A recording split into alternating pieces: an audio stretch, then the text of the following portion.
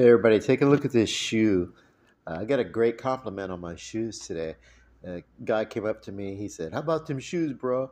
Yeah, them motherfuckers is nice." So, he like my shoes, which is cool because I got them from Temu, that thing uh, that people order from. I don't order from Temu anymore, though. I quit ordering several months ago when I realized I was spending way too much money on things that I didn't need. Like I don't know how many. I have more bracelets than I've got like space on my arms, both of them to wear them. So yeah, quit doing that.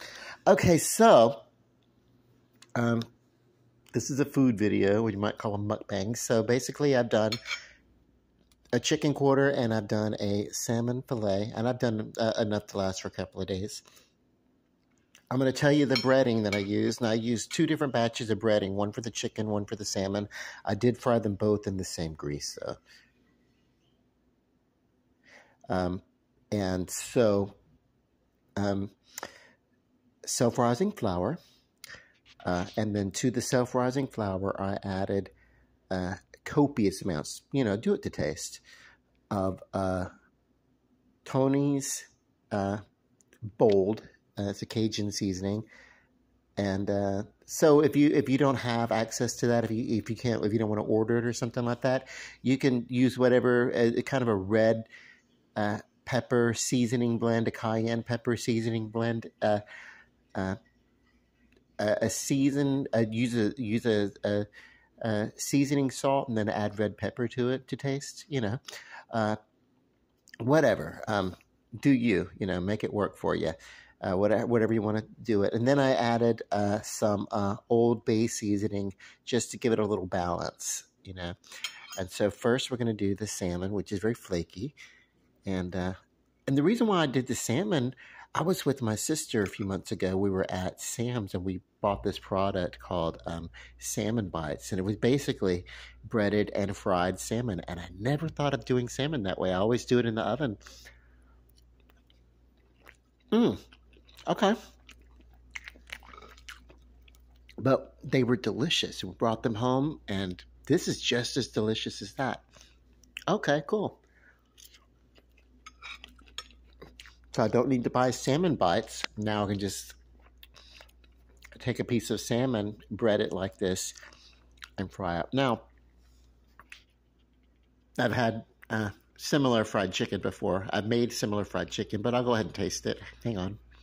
Let me show you. So this is a darker batter because I definitely, that's crunchy and crusty.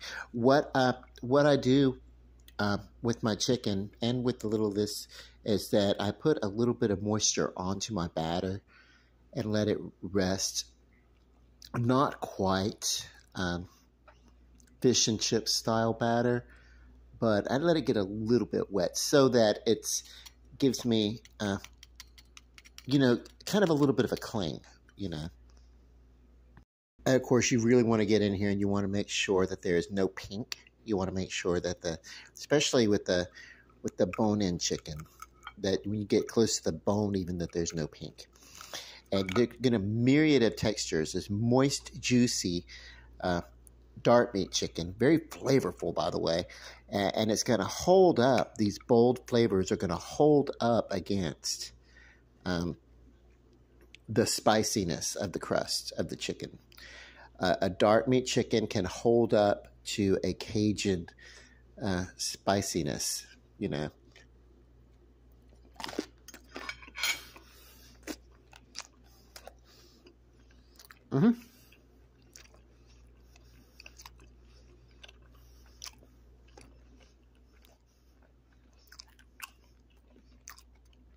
Okay.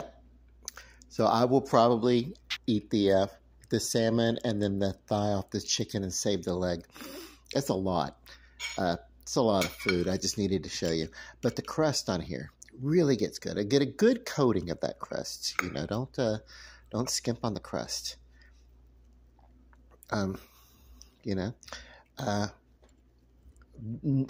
of the breading, this is not necessarily keto, but I'm not having a whole bunch of carbs on the side. I'm not having like rice and potatoes and things like that. So I'm kind of being aware that this is not a keto friendly meal because of the heavy breading, but I'm not trying to kill my efforts by, piling it on, But if you're not doing keto, you can do like, we had a dill sauce that's wonderful, like a little mayo and some dill seasoning, dill weed, uh, maybe twist of vinegar.